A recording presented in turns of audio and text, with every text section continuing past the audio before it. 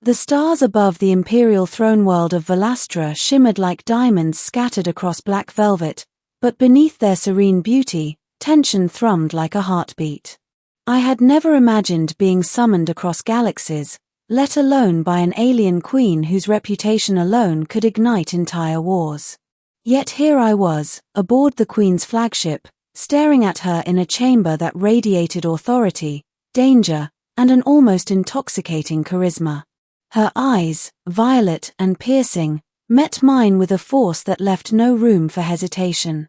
"Bring me the human," she commanded, her voice echoing across the chamber like a war horn. "I will marry him, or the war continues." I blinked. Me? A human salvager who had spent his life scavenging abandoned starships. And yet, the intensity in her gaze left no room for argument. Beginning, the summons.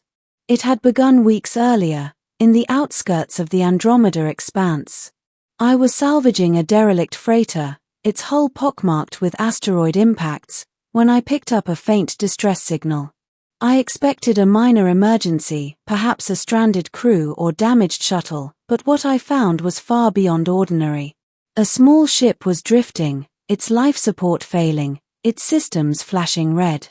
Inside, barely conscious, was a woman not human, though humanoid, with skin shimmering faintly, hair like spun silver, and eyes that glowed violet.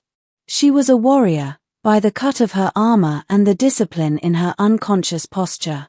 I had no idea at the time that she was more than a princess, she was a figure whose survival could decide the fate of her empire. I brought her aboard my ship, stabilizing her injuries as best I could. She murmured in a language I didn't understand, but the urgency was universal. Someone wanted her dead. Days later, when she finally regained full consciousness, she revealed her identity.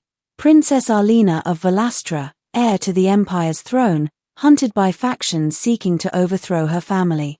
"They tried to kill me," she said, her voice trembling but determined. "They will not stop until I am dead or until the human you are becomes my ally." I laughed nervously. "Me? Why me?"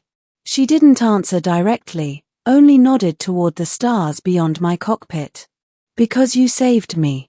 The Queen's ultimatum.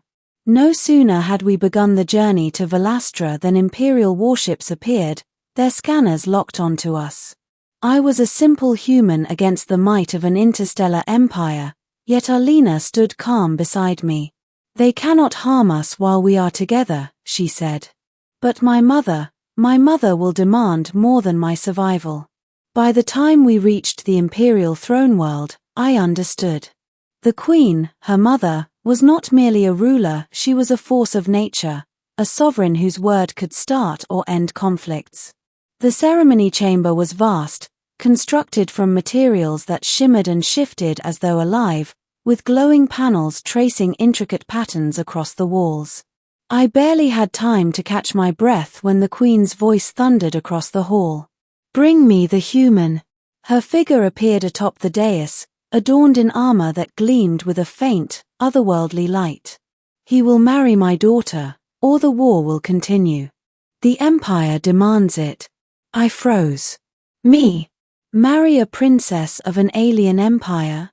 And yet, there was no choice. The Queen's authority was absolute, her presence a palpable force. Arlena approached, her hand brushing against mine, a silent reassurance.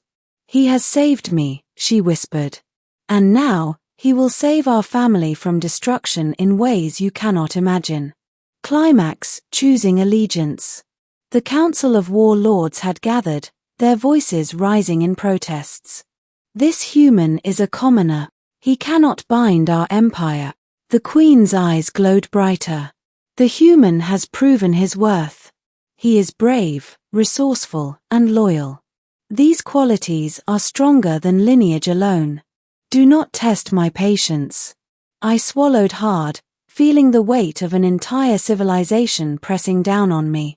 To refuse was to risk war, to accept was to enter a world I had never known, full of alien customs, political intrigue, and dangers beyond imagination.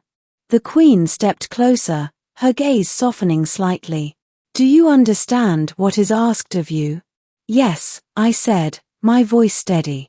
I will do what is necessary." The hall fell silent.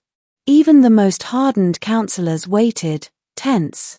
Then, with a subtle nod from the Queen, Alina took my hand, sealing the unspoken pact between us. Ending a new alliance. The ceremony was brief yet profound. No words could capture the weight of the moment. A human, a stranger from another world, standing beside an alien princess, united in a bond that would avert war. The Queen, though fearsome and commanding, allowed a faint smile as she observed us. "You have done well," she said. "Not just for my daughter, but for the Empire itself." Alina's eyes met mine, filled with relief and trust. "I could not have survived without you," she whispered. As we stepped out onto the observation deck, the stars stretching infinitely beyond the ship's hull, I realized that my life had changed forever. I was no longer just a salvager, drifting among forgotten ships. I was now part of an empire, part of a story that spanned worlds, and part of a bond that had been forged in fire, danger, and trust. The Queen's command had set events into motion, but the future, our future, was ours to shape. And for the first time in my life, I felt not fear, but purpose.